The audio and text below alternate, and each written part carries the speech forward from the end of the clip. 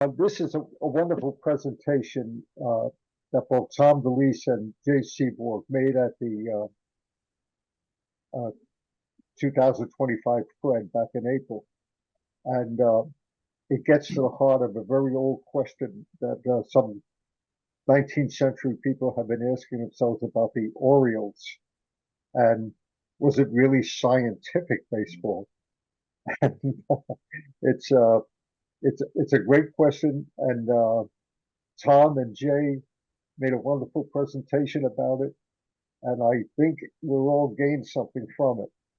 So, okay, Bob, that's my introduction of Tom and Jay, and Okay, we've gone through our technical issues, so let's hope that those are over now. Let me ask everyone to, other than our speakers, to mute themselves as we go through, so we don't get miscellaneous pet barking and whatnot, and spouses saying, where's the Chardonnay? And we'll get started here. If you have a question, if you have a comment to make on the presentation, we don't interrupt the speakers. If you'll go to the bottom of your, bring a cursor to the bottom of your screen, you'll see chat down there. If you click that, you'll get a little box open on the right. You can type in questions and comments, and at the end of the talk, we will address those to our speakers. So let us, Tom, if you're the one bringing the slides on up, go ahead and hit the share screen and bring them up. All right.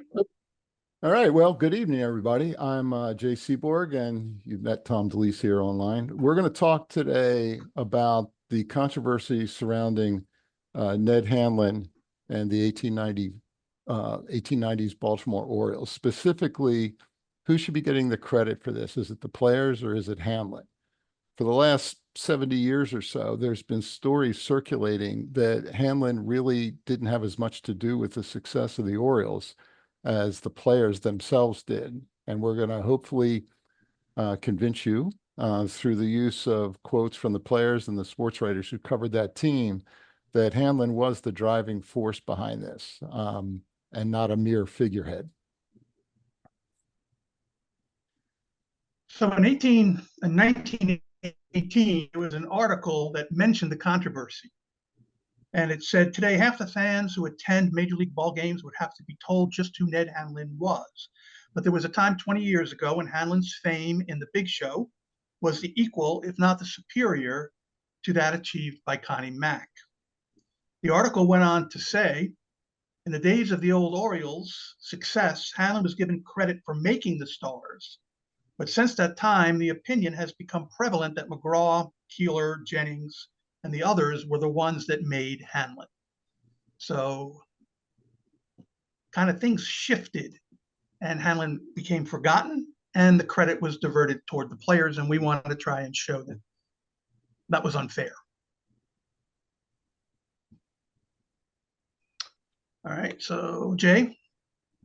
Okay, so the stories that circulate about Hanlon is that he was not a hands-on manager, that he didn't take an active role in this. He basically just sat back and let the players do all the work. And part of that might be because Hanlon was one of the few early managers who wore street clothes rather than a uniform, so he couldn't go onto the field. So he did sit on the bench during the game, and he gave over the on-field control to Wilbert Robinson as captain. But we're going to go through his different roles with this team, starting with the fact that he was an innovator. Hanlon puts together this system that came to be called scientific baseball. And some of the things Hanlon seems to have thought up on his own. A lot of the things already existed, but he's the first one to put them together into a comprehensive program that he could use to attack the other teams. And in that role, or in that process, he's a teacher. He educates his players in certain skill sets that he needs them to do, and in team fundamentals. And then he's also a motivator. He's one of the first managers to really dive into the psychological aspects of running a team. He did chalk talks. He constantly was challenging his players to do the unexpected and to put all of these things together in a way that allowed them to really revolutionize the way baseball was being played. And Hanlon is the guy that, or one of the guys at least, that helps take baseball from what it looked like in the 1880s and early 1890s into what looks very much like the modern game of baseball. And the Orioles were that transitionary team.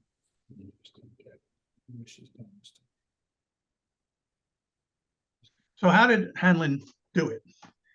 Well, there are a number of things. There's obviously, as Jay pointed out, the whole creation of this scientific baseball system that was a comprehensive program. It was also player identification. Hanlon was great at identifying great baseball talent and seeing things in players that other managers did not see. And he made very astute trades. And Hanlon became, that's where he gets his nickname. He was called Foxy Ned. And he was called Foxy Ned because he was able to take players and trade them for what would eventually be, under his tutelage, superstars. He also was excellent at developing players, which we're going to be talking about, and at creating a winning culture and getting a group of men to play for a common goal. Hanlon had 2 managerial jobs before he became manager of the Orioles, and both were pretty unsuccessful. He was the manager of the Pittsburgh Pirates twice around the Players League year, so 1889 and the beginning of 1891, and that was a dismal, horrific experience where the owner was interfering with him on every step and refusing to enforce his disciplinary measures. The Players League, he was a manager of that. And he also had some problems there with player drunkenness and things of that nature. So when Hanlon takes over the Orioles, he's coming in with a very set philosophy, which was he wanted a bunch of young, energetic, spirited players who had one desire, and that one desire was to win. What we're calling here the Hanlon effect when he takes over Baltimore and later Brooklyn, you can just look at what the records of the teams were before Hanlon got there. So the Baltimore Orioles, when they were in the American Association, actually been somewhat successful. But when they switched over to the National League, they were just dismal. And even after Hanlon takes over, he takes over in May of 1892. The rest of that year, he's 42 games under 500. It's just a train wreck of a team. He's got players showing up drunk. He's got players showing up hungover. They fought with each other. They fought with the umpires. They were just an out of control group. And he takes the 1892 season and then his first full season of 1893, and he starts to turn that team around. And Tom's going to go into that in a minute on the transactions. But in 1893, he returns the Orioles at least somewhat to respectability. They're almost to 500. Most people thought going into the 1894 season that they would be better. Nobody thought that they were going to run away with the pennant the way they did. So in 1894, 95, and 96, they're the National League champions. They barely missed being the champions again in 1897. They're in a down-to-the-wire pennant race with the Boston Beaneaters. And then they have another successful season in 1898. You can see Hanlon's record over those 2 seasons. He's got twice as many wins as losses. In 1898, the Brooklyn and Baltimore franchises combine, and Hanlon goes to Brooklyn to manage the Bridegrooms, who later become the Superbas. And immediately, the first year he's there, they win 100 games, 101 games, only the 3rd National League team to do that, to win 100 games. And then they win the pennant again in 1900. So he's got this stretch of 7 years where they win 5 pennants. And so it's hard for me to see how anyone could not look at that and see that Hanlon must have played some role in this turnaround. And we're going to start diving in a little bit to the details of exactly how he did that. So these are just some of the major transactions that Hanlon made. And wherever you see a player that has a star next to his name, that's an individual who's a Hall of Famer. And so one of the first trades that Hanlon makes is, if you go down in the 1892 side, second from the bottom, George Van Haltren was a star at this time in history. And but the problem with Van Haltren was at the start of the 1892 season, he was the manager of the team. And after a dismal start, the owner, Harry Vanderhorst, fires him as the manager and just keeps him as the outfielder and hires Hanlon. Then Haltren did not take that well. He was very upset. And so he becomes a really huge discipline problem for Hanlon. So Hanlon ends up trading him. And he traded him from an unknown guy in Pittsburgh named Joe Kelly, who goes on to be a stalwart of the team, cleanup hitter, the power guy for the Orioles in their pennant-winning years, and an ultimate Hall of Famer. Same thing with, if you look on the right-hand side, 1893, he trades Tim O'Rourke, who was a very popular player in Baltimore, and the first baseman, Harry Taylor, who was a decent player, and trades him for an unknown Huey Jennings, turns him into a Hall of Famer. And then in 1894, the first trade that's listed there is he trades Billy Schindel, George Treadway to Brooklyn for Dan Bruthers and Willie Keeler. Now, Bruthers already was an established star, but everybody thought he was washed up. Keeler was a left-handed third baseman who nobody knew of. And these two guys, and John McGraw would later say that this was the trade that made the Orioles. So he had this incredible ability to make great trades. There are a couple of famous stories about his trading ability, of course, which leads to his name, Foxy Ned. One was when Harry Pulliam, the GM, so to speak, executive of the Pirates, would see him coming, he would just yell at him, "Go away, thief, go away." Hanlon also later in his career decided to play a practical joke. This may be a little bit apocryphal, but supposedly he went to a Winters meeting and went up to the other owners there and were suggesting these incredibly one-sided trades. And the owners backed away because they didn't believe him. They thought he knew something they didn't know, so they didn't take him up on it. So you can see some of the moves he makes. Bill Hoffer becomes the first rookie to win 30 games in May. He made some really good moves. He was able to get guys near the end of their run and squeeze an extra great year out of them, or find unheralded rookies turning into superstars. Which kind of leads to the question, okay, so the players are part of this deal, but the other part of this is putting in his system, the system of scientific baseball. So let's take a look. What do they mean by scientific baseball? On the offensive side of this, Hanlon teaches his players several techniques. The Baltimore chop, he teaches primarily McGraw and Keeler on certain pitches to hit the ball straight down, try to get a big hop out of it, and use their speed as left-handed batters to get to first. And that does seem to be an innovation that Hanlon brings in.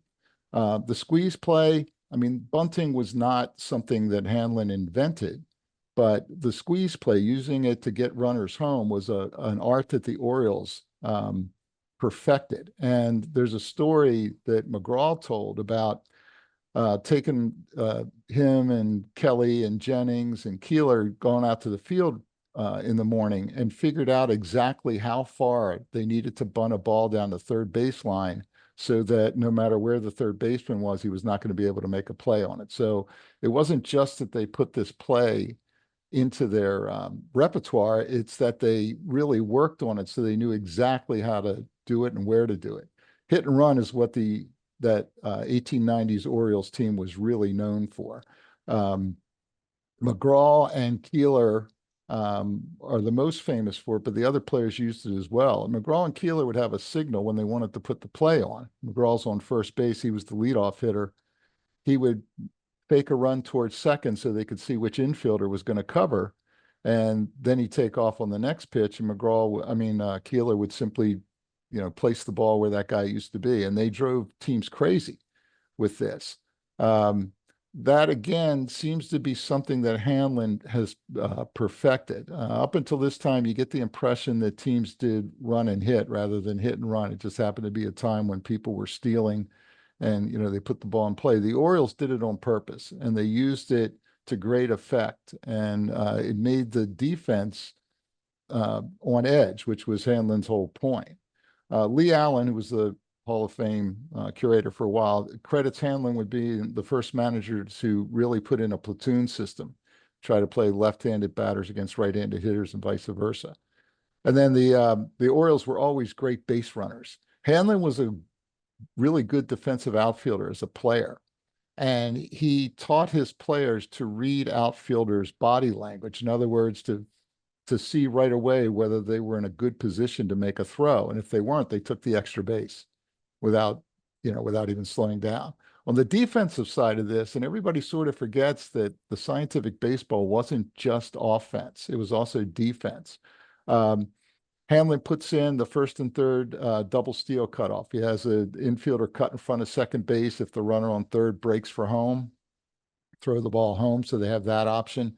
He seems to have been the first manager to teach his pitchers to cover first base on ground balls to the first baseman.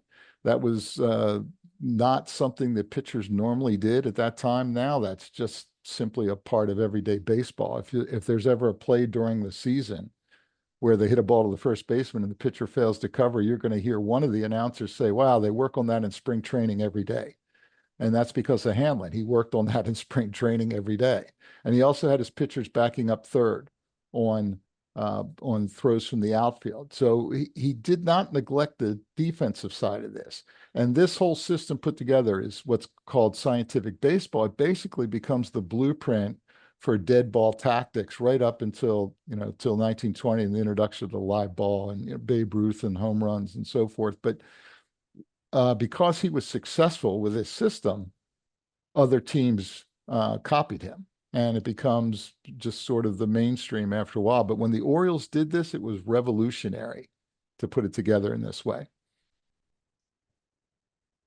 Yeah, I'll just tack on to that because in case somebody wants to ask. I mean, I think it was Lee Allen also who said at one point that whenever you talk about the first in baseball, you're opening up a can of worms because, it's always difficult to decide who was the first to do this or to do that. Hanlon may have invented some of these things for sure, but he was the first guy to take all of this stuff and kind of put it into one really cohesive system and create a really definitive style of play. Spring training. Hanlon certainly was not the first to take his team to spring training, but he, again, set up a system of spring training that, Jay and I have looked at and done a lot of research, and we can't find any other team that set up spring training with the detail and systematic approach that Hanlon did. So you see just a basic schedule there, but there was a lot more going on in those morning practices and a lot more going on in those evening chalk talks. So with Hanlon, he would have the regular practice routine would be the regulars would take their positions in the field, the others would take turns hitting, then they would switch places. So everybody got about a fair amount of defense, fair amount of offense. He drilled his players on teamwork. His star first baseman, Dirty Jack Doyle, for 2 years, 1896, 97, mentioned how sometimes he could work on a specific play for 2 straight hours. And he said he had never seen anything like that in any of his other spring trainings. Reporters who traveled with the team were amazed at what they saw. They said Hanlon was right with them. He would take his coat jacket off. He would demonstrate how to run over and cover first. He would demonstrate how to hit. And a reporter for the Baltimore Sun said it was good, hard, steady work, day in, day out, and no excuses with him. There was nothing but hard work, and not a murmur of complaint was heard. In the evenings, Hanlon would gather or in days maybe when it rained, Hanlon would gather the players together and they would have chalk talks. They would talk about situational baseball. And they would discuss strategies, how to take, for example, as Jay talked about, the emphasis on bunting was a direct result of the fact that in the 1893 season, the pitching mound or pitching slab, because it really wasn't a mound yet, pitching slab was moved back to the present day 60 feet 6 inches, which made it more difficult for pitchers to come off the mound and field bunts. So he starts incorporating the bunt more. So he would listen to some of his players and what they could do and strategies that they would suggest. If Hanlon liked the strategy, he would incorporate it. If not, he would reject it. Could be one of the first things. Hanlon was a very hands-on manager, but he also gave his players a lot of autonomy as well. And so this kind of is a potential thing that could lead to later on the players thinking or others thinking that they were the originators of certain techniques, strategies, skills. But Hanlon was the one who had the ultimate say on what was done.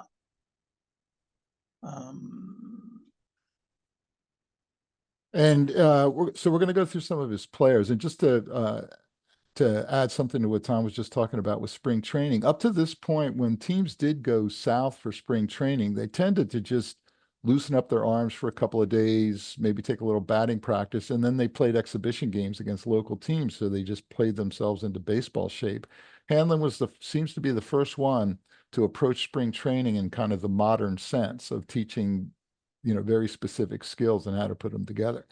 So the first player we're going to take a look at is Hans Lobert, who played for Hanlon towards the end of his managerial career in Cincinnati. When Tom and I went up to Cooperstown to do a little research on Hanlon, we found a quote from Lobert where he talked about when he went up to hit, Hanlon had verbal cues for what he wanted his players to do. So if he called out your first name, you were supposed to swing away. If he called out your last name, you're supposed to take. So if he's saying, "Come on, Hans, let's get a hit up there," it meant swing away. And if he says, "Come on, Lobert," then it meant take.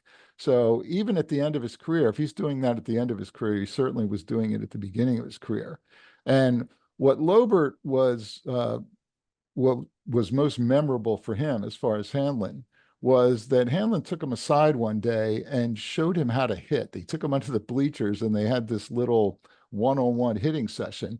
And Lobert claims that session was what allowed him to put together his fairly long major league career.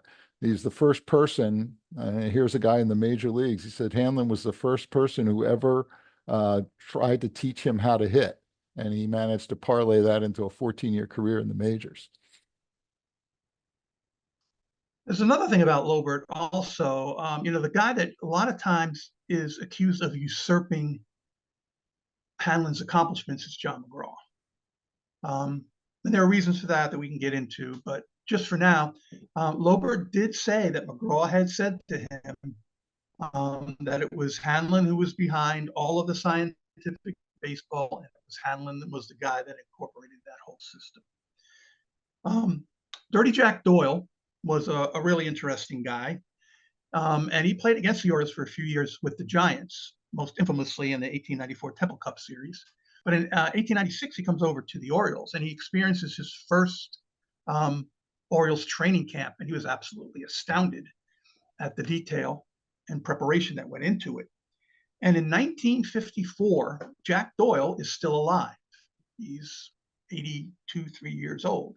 And he was invited by the Baltimore Orioles to come to Baltimore when the team moved from St. Louis and be part of the opening day ceremonies. And when he was interviewed by a reporter in 1954, he said, "One man who never got full credit for that great Orioles team of ours was our manager, Ned Hanlon. He never wore a uniform, but he put that team together. It was his brains and development that made it was the great team that it was. The players loved him." Connie the other Mack, quote that I okay, I'm sorry, you done with Doyle? Oh, go ahead, Jay. Yeah. Connie Mack caught for Hanlon in Pittsburgh. He was a lifelong friend of his. He was a pallbearer at his funeral in 1937. And he said of Hanlon that I always rated Ned Hanlon as the greatest leader baseball ever had. I think it's safe to say that Hanlon knew more about baseball than any other man of his day. And here's the important part of this, I think. And he knew how to teach the game to young players. He talked it from morning until night on the bench, on the field, in hotel lobbies, at meals, and aboard trains. Players on his clubs heard nothing, ate nothing, and dreamed nothing but baseball. And I think that that's really the crux of Hanlon's success, is that these guys were on point the whole time. They were always talking baseball on and off the field. How are we going to get better? What are we going to do?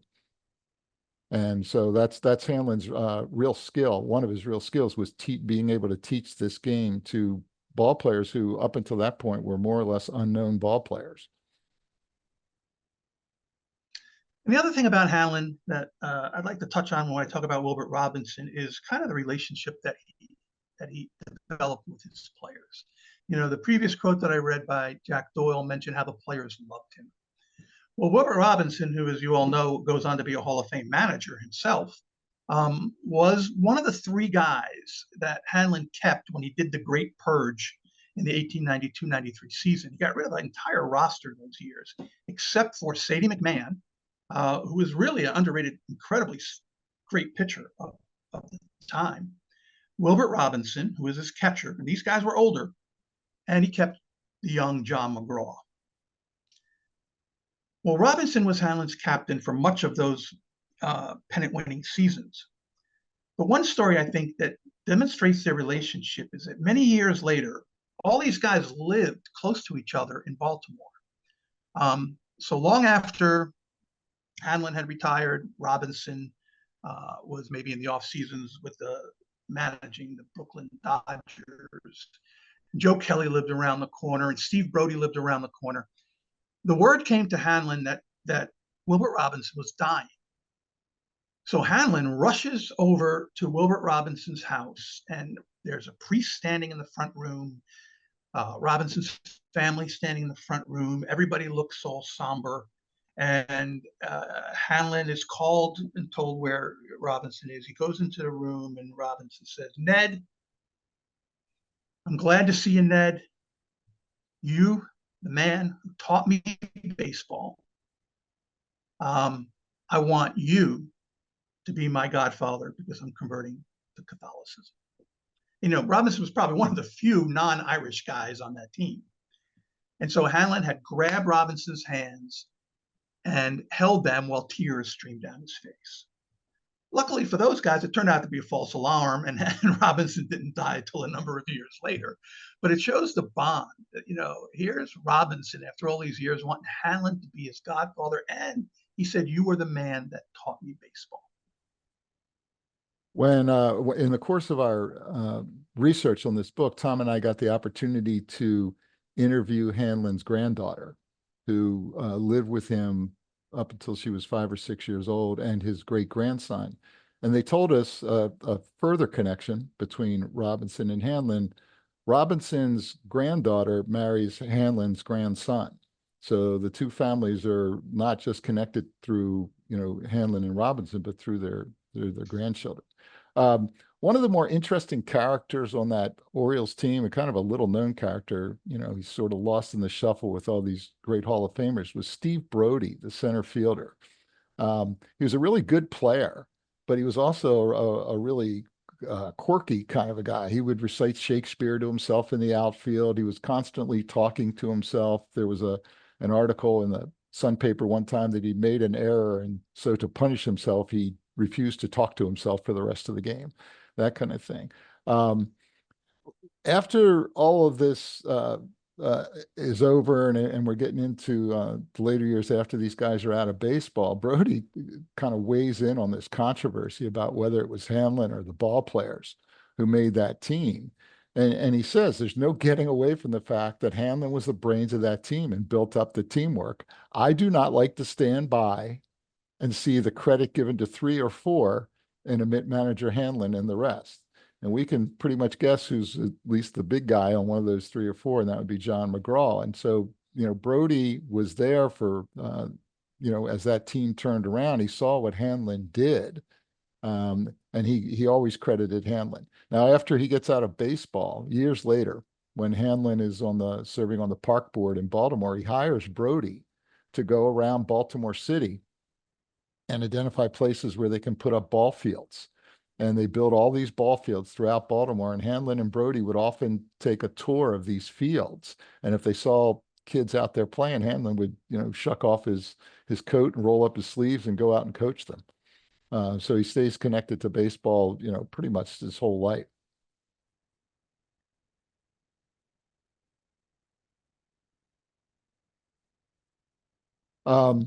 So as even when Hanlon dies in 1937, in his obituary, it says whether Ned Hanlon was chiefly responsible for this transformation or whether the credit belongs to McGraw and Jennings, who were under his management, is a question for the pundits of baseball history to decide.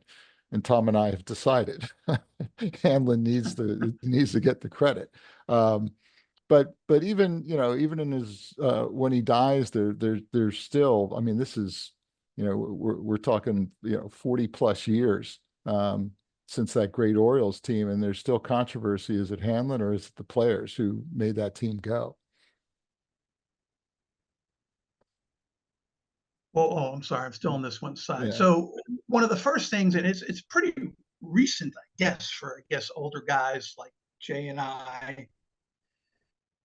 Not maybe the younger guys like Peter may not remember all, but 1964 is the year, I think it was 64, when Lawrence Ritter publishes, the great baseball book, The Glory of Their Times.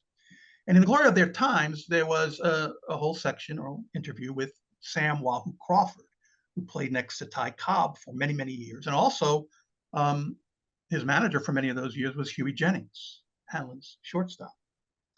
And in that book, The Glory of Their Times, this is what Sam Crawford said about Hanlon. Ned Hanlon used to manage that Baltimore club, but those old Orioles didn't pay any more attention to him than they did to the bat boy. When I came into the league, the whole bunch moved over to Brooklyn, and Hanlon was managing them there too. He was a bench manager in civilian clothes. When things would get a little tough in, games, Hanlon would sit there on the bench, wring his hands, and start telling some of those old timers what to do. They'd look at him and say, "For Christ's sake, just keep quiet and leave us alone. We'll win this ball game if you will only shut up." And that was my first experience to Ned Hanlon. That was my first experience to Ned Hanlon reading that book.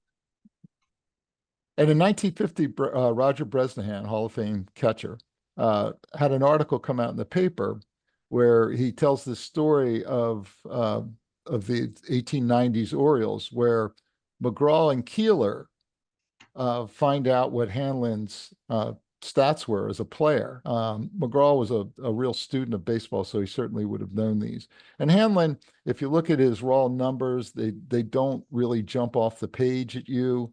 And so Keeler and McGraw say to Hanlon, Ned, we'd really like to have you give us some hitting tips. Can you come up to our room after dinner tonight? So Hanlon goes up to the room, and when they get there, they lay out his statistics, which don't really measure up to McGraw or Keeler's.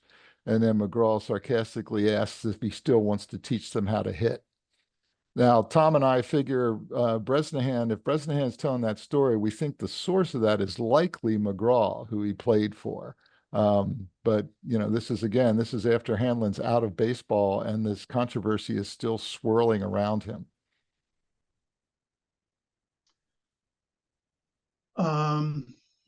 So another story pertaining to McGraw that Jay's leading into was in the February 3rd, 1899 edition of Sporting News.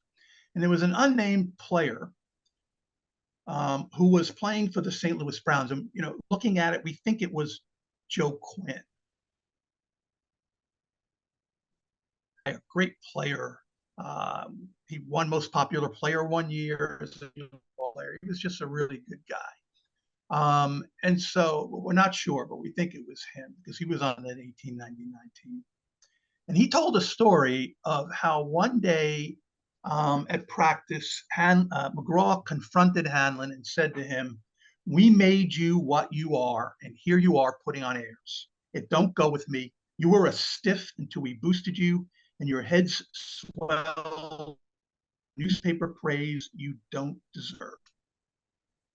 And the same player said, and I saw some rough times on those old Oriole teams. And he said, how Hanlon took all that he did from McGraw, I don't see.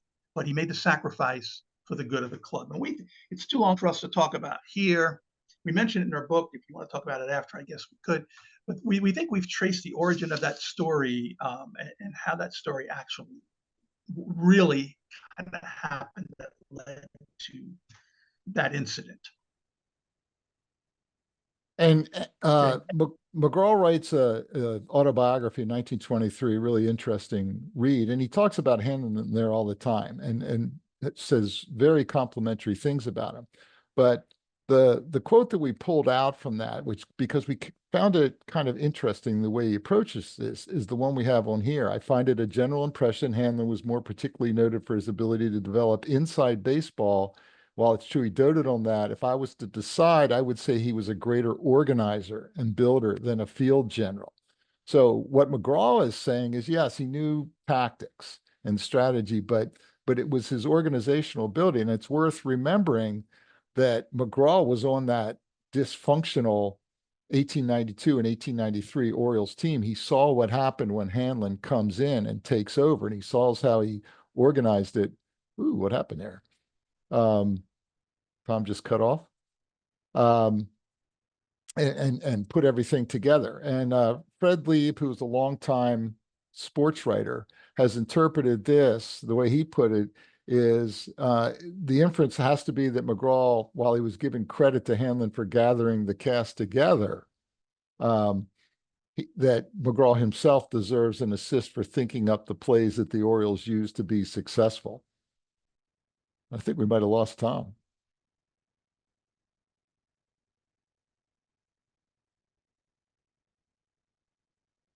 Tom is off the participants list, so he's either got cut off or cut himself off.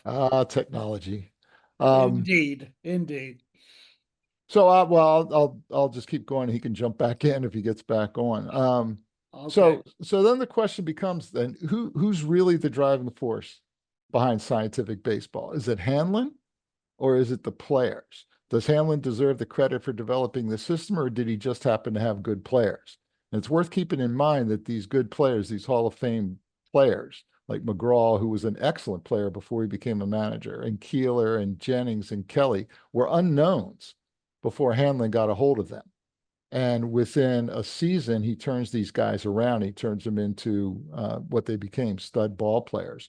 So we're going to look at some of the evidence from sports writers and other players that suggests that it was Hanlon who deserves the credit for this. Now, yes, you do have to have good players, and those ball players certainly had to put the work in to make themselves what they eventually became. But Hanlon is the driving force behind all this. So we'll start with let me see who he's got in there. Keeler, Willie Keeler, who's plays for Hanlon in both Baltimore and Brooklyn, had this to say. They asked him, later about the controversy. Was it you guys or was it Hanlon? And Keeler says Hanlon was mainly the cause for its success, meaning the team. He was out on the field for 2 hours every morning, working with us and cooking up new tricks all the time. Some of us might miss a morning or two, but Hanlon never did. He used to lie awake at nights thinking of new tricks to spring on the other fellows. I don't say Hanlon discovered them all, and I don't say that we did it ourselves. And Hanlon himself said he used to keep a notebook by his bed. And when he got an idea in the middle of the night of something new that he could do, he'd wake up and he'd write it down. Keeler also comments on how Hanlon treated his player in an era where it was not uncommon for managers to just read the riot act to players in front of everybody. Hanlon never, ever did that. Anything he had to say to a player, he did behind closed doors. So he would never dress down a player on the field. Robinson, who we said was Hanlon's captain for years, he went on to manage Brooklyn for 18 years. He was in the Hall of Fame, inducted in the 40s. He said, all of us admired Hanlon's genius right from the beginning. The longer we knew him, the stronger our feelings grew, until there was not a man on that team who would not go through fire and water for Ned Hanlon. And as Tom had already brought up once, it's worth keeping in mind, these guys all lived near each other in Baltimore. And they used to constantly do things together in the off season. We found all kinds of reports about Hanlon and Kelly going to the racetrack together. They would meet Kid Gleason, who was another one of his players, the Kid Gleason who went on to manage the infamous Black Sox, would come down from Philadelphia, and they would go to the racetrack together. Hanlon loved the horses.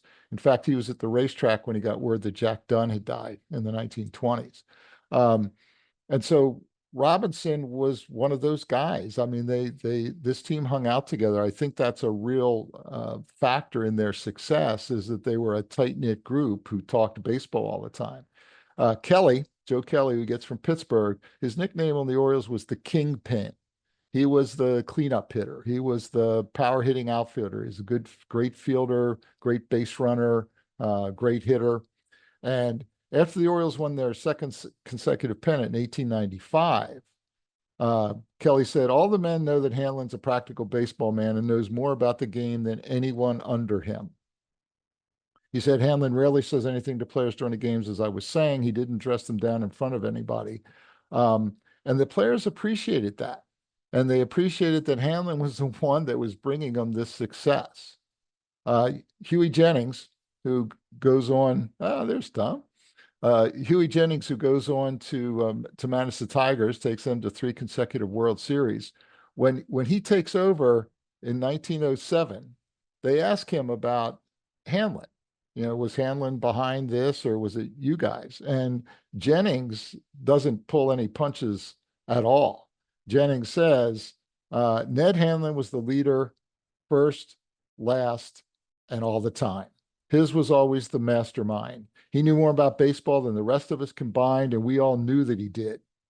His ability was so far above ours, we had to recognize him as the leader. And then he goes on to say, everything that I have in baseball, I owe to Ned Hanlon. So Bill Reedy, who played for 3 years on Hanlon's Brooklyn team, scoffed at the notion that Hanlon was nothing more than a figurehead. And he said, I have read some knocks on Hanlon's ability recently, but I think that if you will ask any man who ever worked for Hanlon, he will tell you that Foxy Ned is the best ever. While the talk he would give us in the spring would be worth more than all the other stuff managers keep dinning into their players. James Dockma James was a pitcher for Hanlon. He came over from Washington. While he was in Washington, the 3 years that he was with Washington before he came to Baltimore, he went 28-44. And then he comes over to the Orioles in 1898. And after 3 days with Hanlon in spring training, this was his quote, Ned, I thought I knew how to pitch ball, but in these 3 days, I've learned more from you than I ever knew before. That season, he went on to win 27 games for the Orioles. And in the same article that we got that quote from, he goes on to tell about a story about how Hanlon takes off his suit coat to teach Dan McGann some things about footwork at first base. So he was a hands-on manager. He was not above jumping into the fray, as it were, and showing the players what he wanted them to do. So it's not only the players who testify that Hanlon developed this unique system of scientific baseball. Some of the top journalists of the day also supported this idea that it was Hanlon who was behind it all. John B. Foster was a baseball writer for New York newspapers for 50 years, and he later served as club secretary for the New York Giants. He was a writer and editor for the Spalding Official Baseball Guide, and he said, it's rather amusing to hear that stereotyped old repetition of the assertion that not Hanlon, but the players made the Baltimore club. And he went on to point out that Hanlon found value in players that nobody else did. He picked these guys off the scrap heap and he turned them into stars. And he maintained that John McGraw's success with the Giants was due to the fact that he employed those same techniques. Foster went on to say that Hanlon was a hands-on, wrong page there. Sorry. Hanlon's success has not been the success of luck or chance. As a player, he was among the best of his day. And as a manager, he taught other managers things about the game they never knew before. And longtime sports writer Damon Runyon wrote in 1925, it was said that the old Orioles, a fighting, swearing, swashbuckling crew, hold Hanlon in an esteem that approaches reverence. Some of his pupils have gone beyond his highest fame and great success in baseball, yet as old men, they still look up to still older. Sid Mercer was a charter member of the Baseball Writers Association of America. He covered baseball for the St. Louis Post-Dispatch and a bunch of New York papers as well. He wrote an obituary for Hanlon, and in that obituary said, Hanlon must be given much credit for revolutionizing the old style of play. And the Orioles left a deeper impact on the game than any other baseball unit before or after them. Hanlon originated the style where speed and inside baseball were the predominating features, and brute strength gave way to baseball science. It's worth keeping in mind that he wrote that in 1937, so long after the advent of the live ball. And he's saying the Orioles were the most revolutionary team in baseball history at that point. In the mid-1930s, just a year or two before Hanlon died, a letter was found. And actually, we found this letter. Jay had mentioned how we talked to Hanlon's grandson.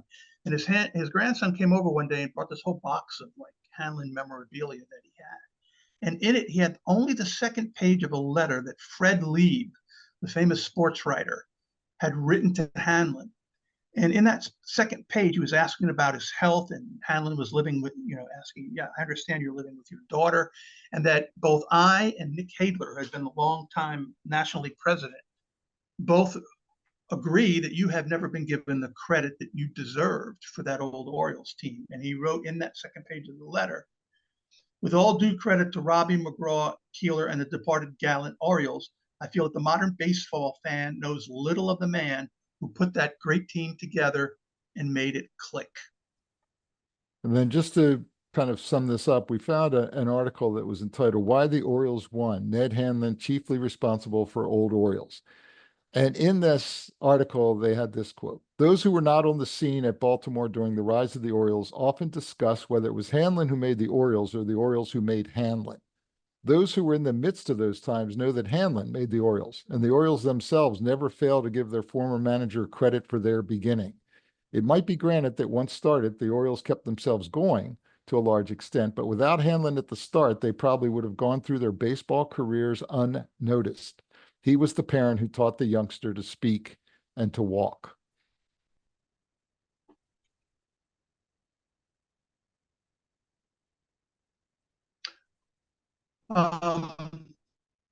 After Hanlon's career is over, we threw a couple of slides in here to talk about some of the that Hanlon had in other areas of baseball, particularly in Baltimore. He grew to really, really love Baltimore, lived here for the remainder of his life. After that 1902 season, Hanlon had become the principal owner of a group that bought the Montreal Royals of the Eastern League.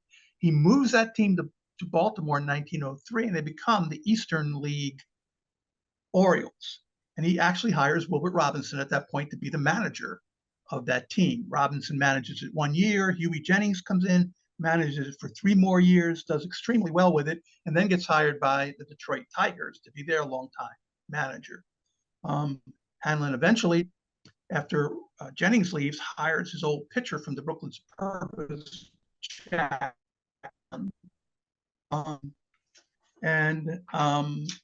Dunn does a fabulous job with that team, and the International Orioles turn out to become one of the greatest minor league teams in baseball history.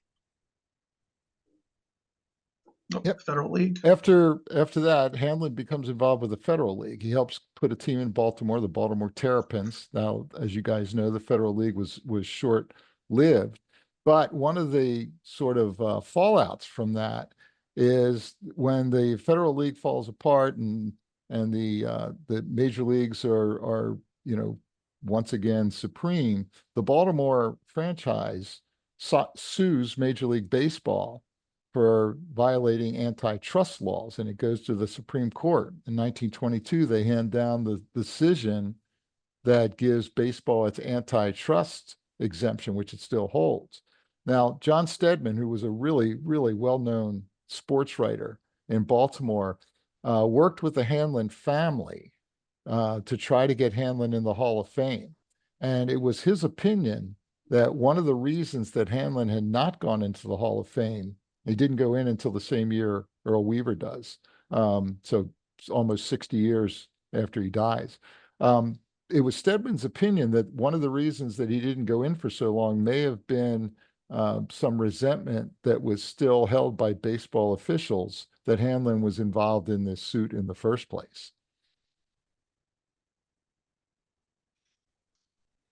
And the ballpark that the Terrapins played in is called Terrapin Park. And after the and it was actually built on land that was leased to the team that Hanlon owned. And Hanlon, well, after the Terrapins fold, the whole Federal League folds, the minor league Baltimore Orioles move into this ballpark and stay in this ballpark until the night of July 3rd, 1944, when the ballpark catches fire and is burnt to the ground. And then the minor league Orioles move into Municipal Stadium, which is later built into Memorial Stadium for the 54 Orioles when they come. One of the sad parts of the burning of Terrapin Park, today there's a brewery built on the site of it, the Peabody Heights Brewery, that you can go have a beer and there's Oriole memorabilia all around. And you can see the spot where home plate and everything is. And they claim they still have part of the left field wall as part of their brewery. But one of the sad parts of it is just a few weeks before the ballpark burned down, the Hanlon family donated a huge amount of Baltimore Oriole memorabilia from the 1890s and Hanlon memorabilia to the minor league Orioles. And all of that stuff, unfortunately, just a few weeks later goes up in flames and is lost. And after Hanlon gets done with baseball in the 19-teens, he becomes a member of the Baltimore Park Board. They brought him on specifically for his reputation as an organizer because the Park Board was in kind of disarray. He eventually becomes president of the Park Board. And the one of the projects he does when he becomes president is to put back into play this project that had been put on hold, which is to build the Mount Pleasant golf course. Now, this is kind of near and dear to me. This is where I learned to play golf. I've played Mount Pleasant 100 times or more. And in 1932, he kind of reinvigorates this, and he talks to the architect and he says, go out and tell me I want a championship course that's a public golf course. And that's what they put together. They played the Eastern Open at Mount Pleasant until 1963, I believe. But that's the golf course I grew up playing on. If you're in Baltimore and you want to play a good golf course, Mount Pleasant's the place to go. And Hanlon was the guy that pushed that through.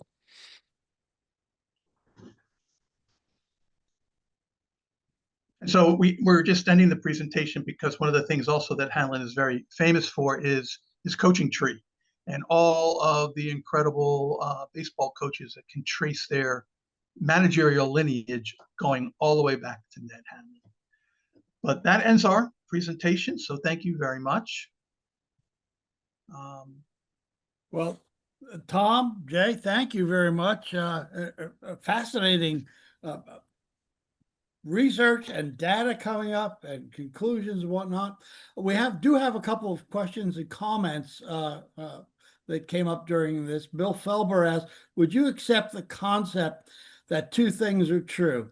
That Hanlon was the brains who devised the basics of the strategies, and that he conveyed those ideas to his key players, McGraw, Jennings, Keeler, so they could work out the particulars with the rest of the team during those evening chalk talks?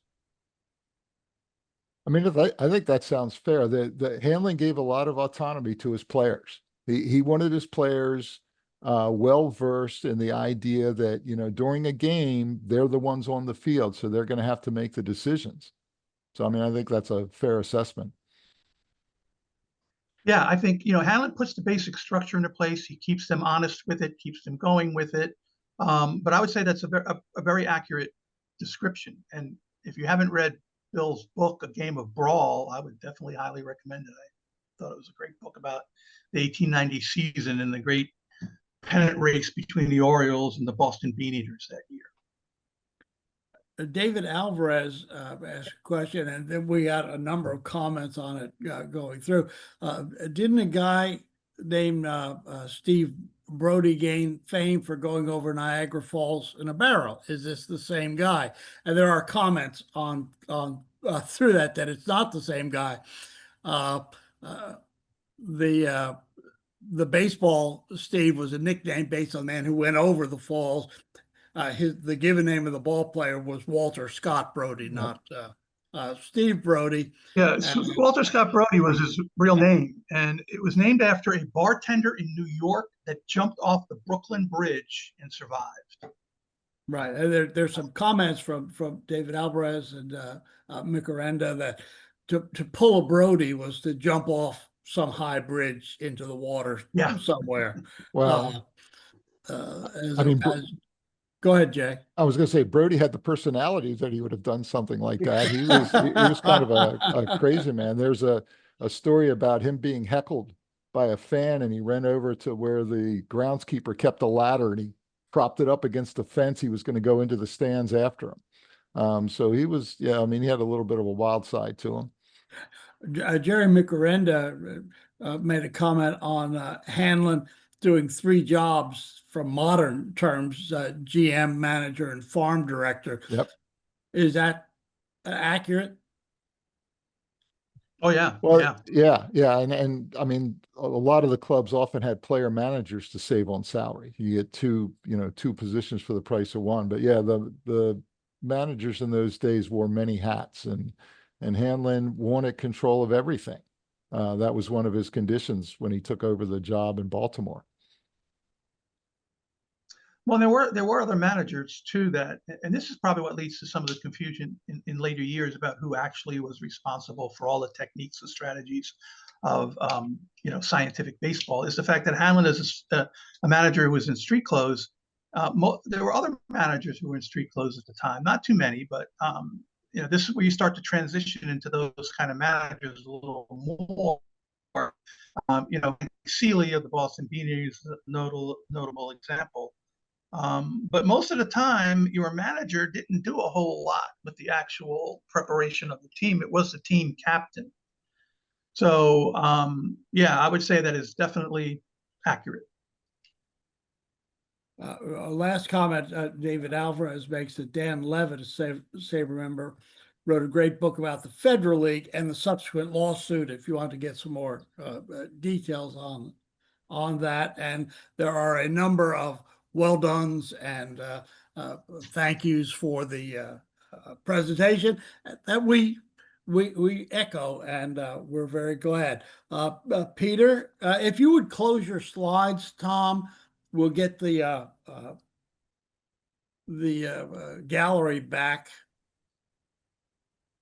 Can you close your slides, Tom? There you go. Yes, sir. And then we're if you just go to the gallery view, you'll see everybody. Peter, if you'd like to give us a close. Yes. Wonderful job, Tom and Jay. You really, you did even better than I think you did at the Fred. So Thank you. It was very impressive then, and it's even more impressive now. I'm going to say something here at a risk. Believe it or not, this story is going to be continued. I think that'll have to do with some jurors' decisions that'll come in a few months. But it's a very interesting spin on something I just read. And there'll be more said, but I think I got the big picture now, because having you guys here really explains a lot about something else. And I can't say what it is, but you will be seeing it. I'm pretty sure. I want to say thank you again. This is a great story. Ned Hanlon is someone who a lot of people don't even think about. And it's so interesting to see, how you guys have really breathed life into him again, and continue his legacy. Okay, So Bob, congratulations. That was the first presentation of season 6. And for those who don't know, it's Bob Bailey who said, you know, Pete, we should do something when this pandemic hit. And it was in 2020 that we launched the very first 19th Century Baseball Speaker Series. And that's how it began as season 1. So we're now up to season 6, thanks to Bob. And we'll be putting out a call for abstracts sometime in February for season 7. Next month, October the 14th, we'll be joined again by another very prolific baseball researcher and a presenter by the name of Justin McKinney. And you all know him. He's a Canadian. He's done some wonderful work over the years. And he'll be talking about the athletics, the Atlantics of the Brooklyn Atlantics of the National Association. So it's an interesting presentation how they begin to just disappear in a way. But again, Tom and Jay, thank you. Bob, thank you for making all of this possible. And we overcame the challenges of technology again. Yeah. Thank For my you all. bad internet connection. Yeah.